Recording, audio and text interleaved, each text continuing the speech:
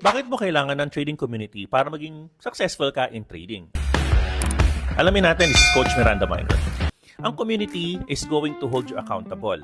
Pero make sure ang sasalihan mong community is not toxic at make sure makikita mo yung signs of being helpful yet honest and accountable to each other. Nagkamali ka sa isang trade, the kapwa mo trader will allow you to see your blind spots.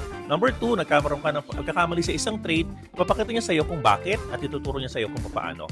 Although, hindi ito totally magiging very supportive sa iyo because each part of the community will have their own lives as a trader naman, ito ay magiging magandang reflection din sa iyo bilang trader kung ano yung mga potential blind spots mo. Pero kung gusto mo naman ng one-on-one, then you need to get a mentor ka, Miranda. Mas maganda yon, mas focus ka doon because the mentor can really tell you and pinpoint to you yung mga blind spots mo. Yan ang mga magandang benefits for now ng community at having a mentor in trading. Yan muna ka, Miranda. More to come on this and I love 3,000 for now. Salamat po.